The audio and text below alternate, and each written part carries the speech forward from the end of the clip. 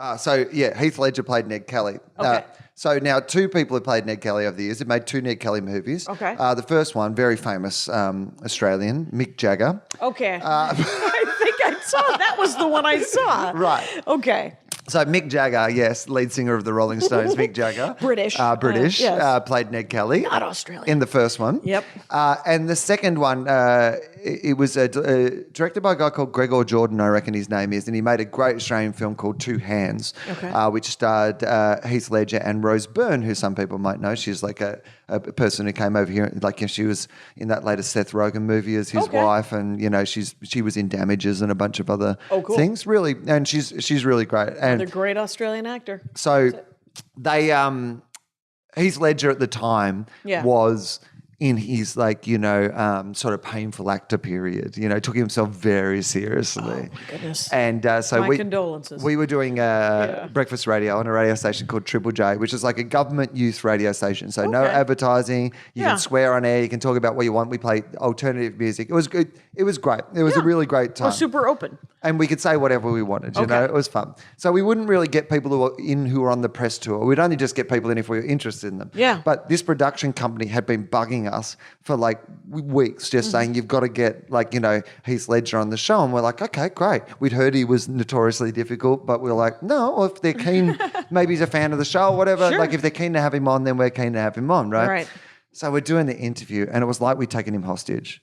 I thought he was going to hold up a newspaper and, show what date it was. Like, we just couldn't get stuff out of him. And we're trying our best. We're being really polite. It's not, we're not. It's radio. Right? You have to be plug and play. And it's live radio. Live. So it's not like, silence.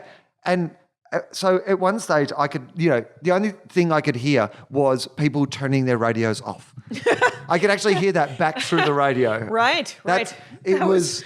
So I said, which is not the best joke that I've ever made in my life. No, but you were in the moment. I was in the moment. Much like the Joker himself. Right. And I said, so we were talking about the motivation of his character. So we're asking him respectful questions because we're thinking we just want to get something out of him, right? And if you're this big this actor's actor, that would be a question you could answer. Right. So he just goes, he says, I just wanted to understand why Ned was so...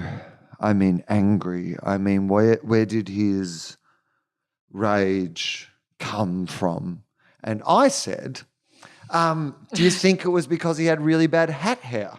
Now, not the best joke I've ever made in my life. Just riffing. But he wears a metal tin on his head.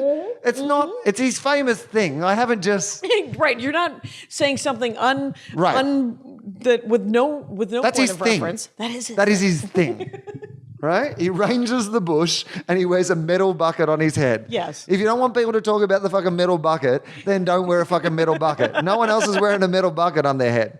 So I say to him, do you think it's because he had really bad hat hair? Yes. Now, he said to me, well, that's not funny, is it, mate? And I said... Well, I didn't see 10 things I hate about you twice, you cockhead. On the radio. Boom. That was our moment. Awesome. And so from then on, we had never got along. And when he was announced... you guys didn't get married because it wasn't romantic comedy. Right. Fantastic. Because that had been on radio and because people remembered that. When we finished that radio show, it was one of the more requested clips. People wanted to hear that because it was so awkward and so horrible.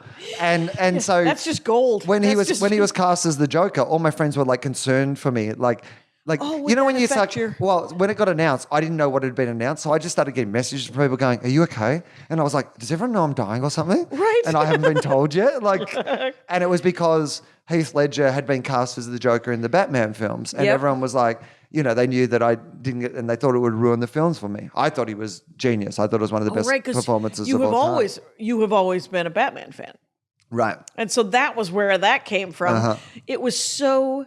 Everyone knew how much you loved Batman. Yep. That you received text messages because of the casting of the Joker in a film. Yep.